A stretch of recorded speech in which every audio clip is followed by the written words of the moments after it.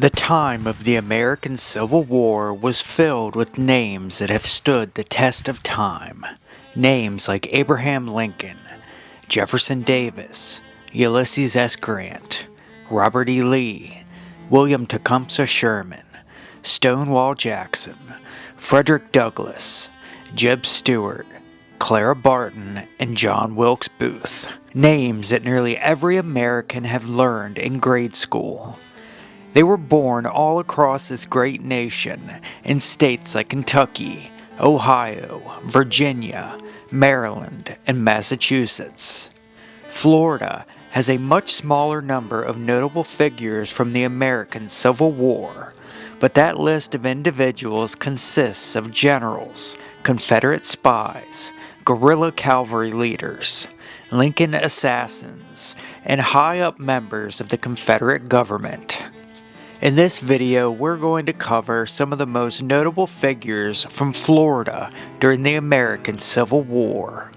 Florida was one of the least populated states when war broke out in 1861. The 1860 census listed a free population of 78,679 people, and a slave population of 61,745 people. A total population of 140,424. Farming was the #1 occupation, with laborer as a distant second. The only state with a smaller free population was Oregon at 52,465. Even a number of territories had a larger free population than the state of Florida. Even so, Florida was able to muster around 15,000 troops for the Confederacy and around 2,000 Union troops. Stephen Mallory was born in Trinidad in 1812. His family moved to Key West in 1820, a year before Spanish Florida was officially handed over to the United States. He would become a judge, lawyer, and customs official before becoming a United States Senator for the state of Florida before the war. He was also chairman of the Senate Committee on Naval Affairs. When Florida seceded from the Union in 1861, Mallory joined the Confederacy and was appointed Secretary of the Confederate Navy, though he had little previous naval experience. Mallory pushed for new technologies and naval tactics. Under his leadership, the Confederate Navy experimented with ironclad warships, submarines, and torpedoes, including the famous CSS Virginia, who went head-to-head with the Union ironclad USS Monitor at the Battle of Hampton Roads. Mallory held his position as Secretary of the Confederate Navy until the end of the war. He was imprisoned for a year, but pardoned by President Johnson. Mallory held the highest position and was one of the most influential Floridians in the Confederacy. One of the most notable Confederate figures in Florida was John Jackson Dickinson, a cavalry commander who became known for his guerrilla-style warfare across Florida. He was born in Virginia in 1816 and purchased an Ocala, Florida plantation in 1857.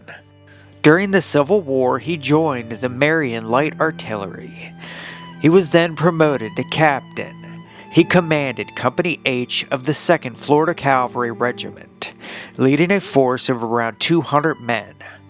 His most famous victory was on May 23, 1864, when Dickinson's men captured the Union gunboat USS Columbine. Then, on August 17th, he defeated the larger Union force at the Battle of Gainesville.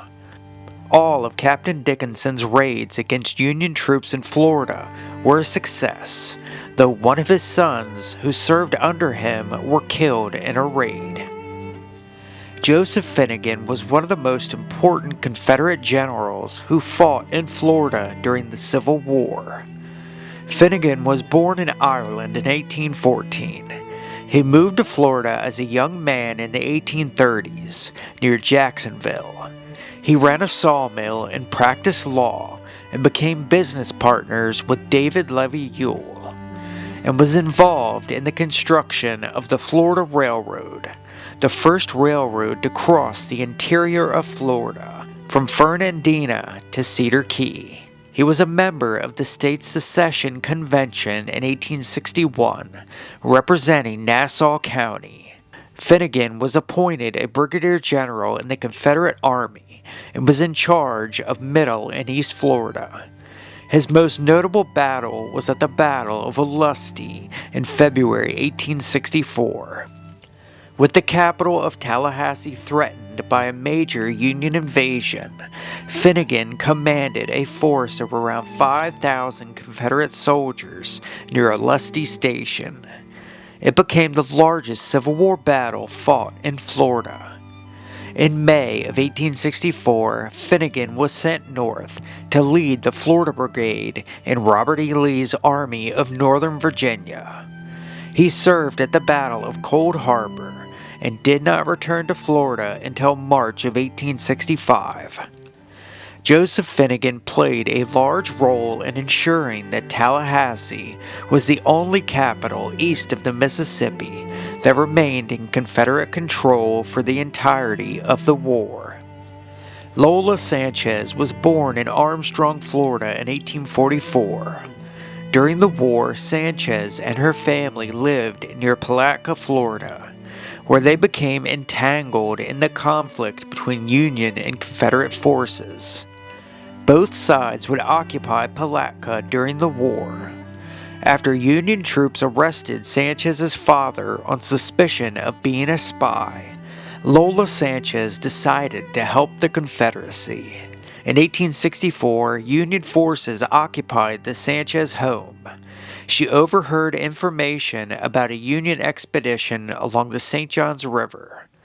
Sanchez reportedly learned that Union troops were preparing to move against Confederate forces in the area, and she secretly passed this information to Captain John Jackson Dickinson.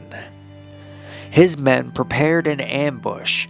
Dickinson and his men captured and sank the USS Columbine.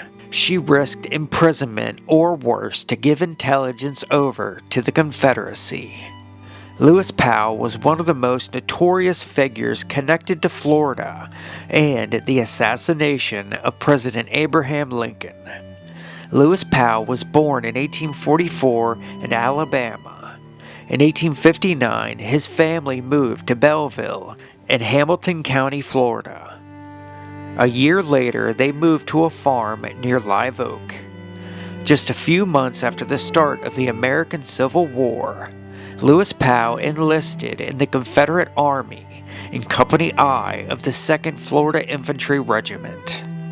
He fought in the Peninsula Campaign, the Battle of Fredericksburg, and the Battle of Gettysburg, where he was wounded on the second day of battle.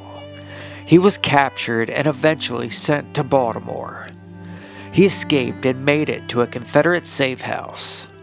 He joined Mosby's Rangers, going on multiple raids. He was known as a fierce fighter. He worked with the Confederate Secret Service in Maryland before becoming recruited for John Wilkes Booth's plot to assassinate President Lincoln. On the night of April 14, 1865, while Booth was carrying out the assassination of Lincoln at Ford's Theater, Powell was assigned to strike Secretary of State William H. Seward. Powell entered Seward's Washington home armed with a knife and a revolver. He attacked William Seward and several members of his household. Seward barely survived. Seward was in a serious carriage accident and was wearing a metal and canvas splint on his jaw. This saved his life, as most of the blows with the knife were deflected by the splint. Powell fled but was captured 3 days later at the Surratt boarding house, posing as a day laborer. He was tried alongside Booth's other co-conspirators and sentenced to death. On July 7, 1865, Lewis Powell was hanged at Fort McNair in Washington, D.C. He was only 21 years old. Powell's story is one of the darker connections with Florida and the final days of the Civil War.